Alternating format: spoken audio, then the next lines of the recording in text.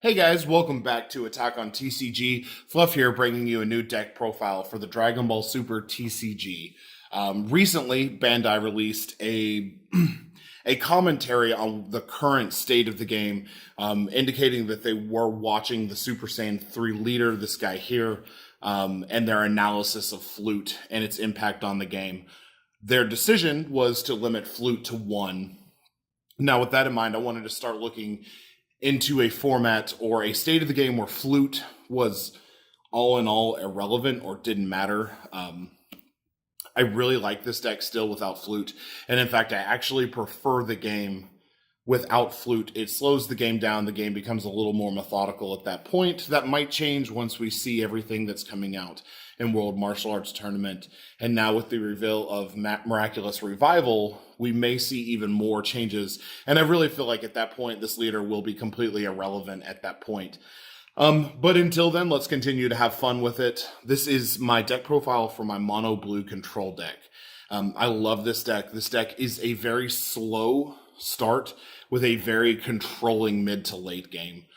Hopefully you guys will enjoy it. Comment below what you think. I've been testing this deck a whole lot. I've had a lot of success with it at locals. It's just been an incredibly enjoyable deck to play. So getting right into it, the leader needs absolutely no introduction.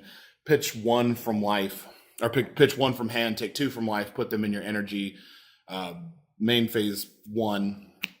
And then once he awakens, and this deck usually awakens around turn 2, turn 3, depending. But once he awakens, you get to draw 2 cards. And then at the end of each of your turns, you retap 3 of your energies. He really doesn't need an explanation, but just in case we've got some new viewers or new players, I wanted to address that.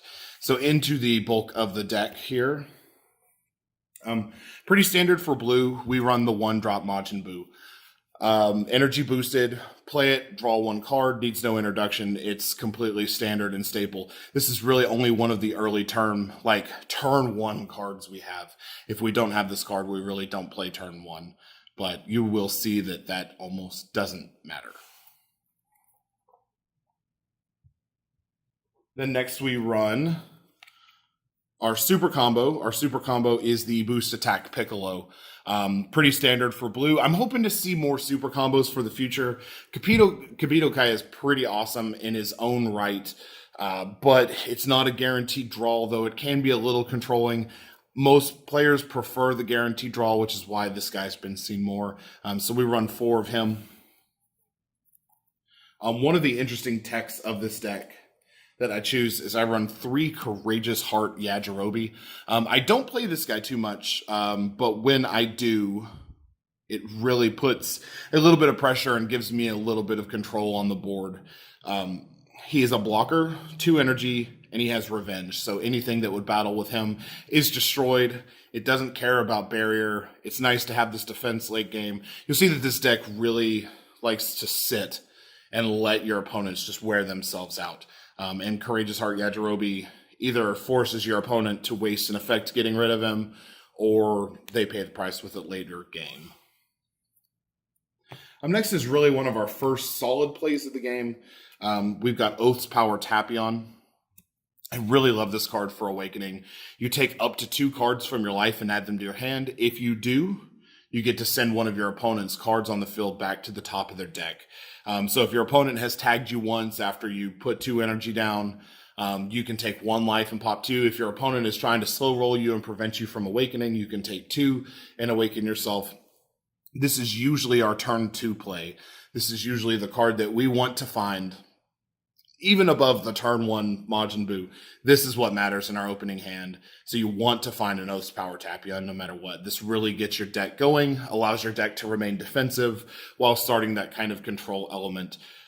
This is really good against cards that come out early and hard the first couple of turns. So it could be one of the 1-drop Gohans. It could be a blocker. It could be a baby. It could be a Kaba, or it could be something else, but we're just getting and controlling the field, but more importantly, self-awakening.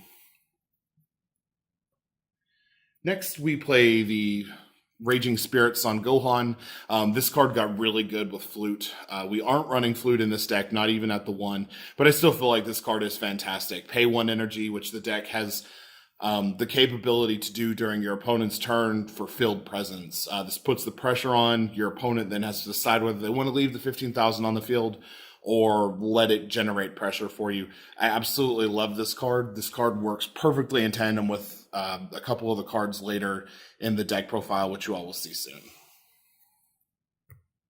Then next we play the only non-blue or black card in the deck, and that's the Unbreakable Super Saiyan Son Goku. It's basically a second super combo. I'm really excited. In the new set, we're actually getting another one of these, so there's the potential that you could have up to 12 super combo-like cards in your deck. But even more importantly, as this guy's getting, I found this guy's a little harder to find now that you're not able to find the starter deck as easily anymore. So we've got alternatives for that coming, but this card is just a staple. Combo with it, draw a card. Nothing else needs to be said about that. Now we're started kind of getting into the control portion of the deck. The first piece of that is the Piccolo the Strategist. Critical barrier, that in and of itself is absolutely worth the 4-drop. But additionally, you get an activate main effect where you get to choose one of your opponent's cards on the field and pop a card. Equal to or less than the energy cost of the energy that you have on board. So if I have 4 energy, I can destroy a battle card with 4 or less that doesn't have barrier. It's a pretty awesome play to go through. I really love this card. It's usually one of the first that I will drop, especially on turn 4. Kind of getting into the heart of the deck. We've got the all-inspiring Intimidator Super Saiyan Blue Vegito. This card is absolutely amazing. I can't sing this card's praises enough. This card generates so much pressure on your opponent. When you play it, if you've got 5 energy, you draw a card. Then while he's in rest mode, he gains barrier, and your opponent's cards, not battle cards, but cards, cannot attack your leader. So their leader can't attack your leader, their cards can't attack your leader, and if you've got sensu beans or ways to combo through this, you can just make them waste resources for days trying to get rid of this card. It's very difficult to pop this card, but we do run a card in the main that is for this card specifically in case we ever come up in the mirror match. So a lot of people will waste a ton of resources trying to get rid of this card. If they're wasting 4 or 5 cards to get rid of this card, he has absolutely 100% done his job. Let him go. You don't have to defend past that. If they're wasting a bunch of cards, let him go. You run 4 in the deck. There's a chance you'll see another one. On the other side of that, the kind of pseudo-aggression is we run 5 of the Beerus Universe 7 Divine Vanquisher. These guys are fantastic. With the advent of autos go through even if the attack is negated. As long as this guy declares an attack, your opponent is going to lose resources. So he has double strike, 25,000. He's a 5-drop. When he attacks, your opponent has to choose cards from their hand, battle area, or energy area whose energy cost is 6 or less, or 6 or more, and place them in the drop area. So they're getting rid of resources just because he attacks, and that's not even considering if his attack goes through. 25,000 onto a leader, they're going to have to get rid of at least 2 or 3 cards to get to that 25,000 point without taking any life. So this guy's fantastic. Usually the optimal board is having a Vegito on board with him and just swinging. If you get 2 Beeruses on board that are swinging every turn, that's pretty much guaranteed to be game if you can get to that point. But I love this card. I've thought about taking this down to 3, but honestly, I love it at 4. It might be one of my favorite cards in the game right now. Next, we run 2 of the Dragon Fist Super Saiyan 3 Son Goku. This is more for the mirror match than anything else. Bergamo, Vegito, anything else with barrier that I really just need to get off the field. He's energy modulation to extend and make more aggressive plays. He has barrier, he has double strike. This is just a fantastic late game card. One of the biggest problems is that I so rarely get to play this card because the game is usually done by 5 or 6. And 9 times out of 10, it's my preference to have 2 Beerus on the board as opposed to a Beerus and a Dragon Fist Super Saiyan 3, unless we're in a mirror type situation. But I still love this card. It's a fantastic tech. If I didn't run it in the main, it would definitely be in the sideboard for larger scale tournaments. So absolutely awesome. 25,000 double strike. Nothing to scoff at. Barrier. Your opponent's going to be hard pressed to get rid of him.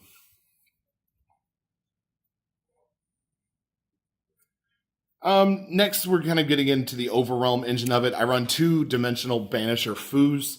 There was a lot of debate between running 2-1 or 1-2 between the Dimensional Banisher and the Scientist Foo. This deck already draws kind of fast and puts a large hand together.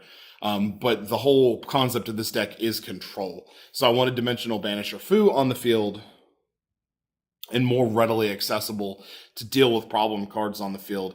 It's like the Piccolo without the energy cost restriction. So he comes out, he's got double strike. He picks one of your opponent's battle cards and sends it to their warp. This is absolutely amazing. I love this card. It was one of my favorite cards that came out of BT4. It's just absolutely amazing. So we do run 2 of those, and then we run 1 of these Scientist Foos. In my opinion, the best late game aggressive card out there.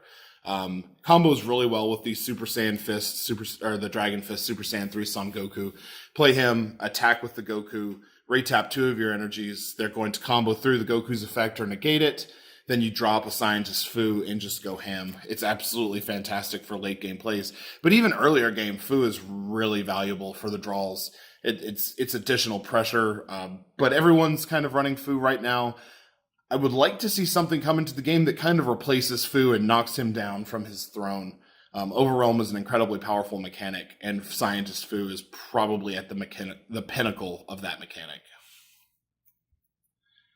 That's it for battle cards. Now we're kind of going into our extra cards. There's not too much special here. We do run 4 Sensu Beans. Sensu Beans are absolutely essential in the game right now, especially with Flute being there. Haruta Storm is absolutely going wild right now. The Bardock Go 10 Flute combo is just insane. And if you don't have access to Beans during that turn, you are done. There's no way turn 2 that you can survive that without Beans. I was playing a guy at a locals, and I dropped 2 Beans on my leader, and he tried to play through it. I mean, he did fantastic, but he wasted so many resources trying to get over the additional energy of the Beans.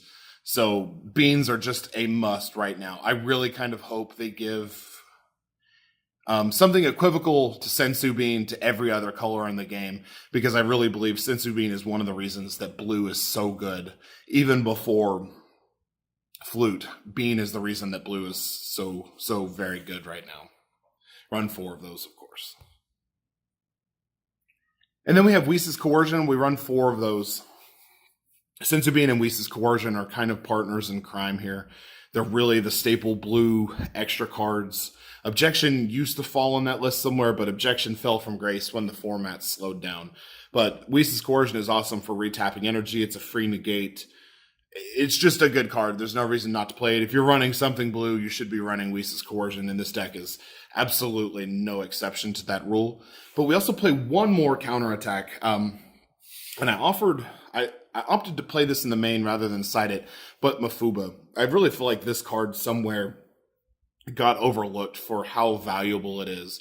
It is 2 energy, but one of the awesome pieces about this card, your opponent, Goku's Lineage or Chain Attack Zeno or anything that requires a combo piece to be on board. They attack Mafuba. They lose access to that card for 2 turns. It's absolutely amazing. Mafuba is one of my favorite, I think, older sets treasures that I've recently discovered. And this card just fits perfectly in this deck, especially with the Super Saiyan 3 leader being able to retap everything. But that should be everything in my deck, guys. If you have any comments or suggestions, things you'd like to see us do with the deck, make sure you leave a comment below. As always, we thank you so much for your views, and have a wonderful day. As always, George Clinton, I'm so sorry. If you're listening, we're a huge fan, and we want you on our show. But we also love you too, George Carlin. Rest in peace. Later, guys.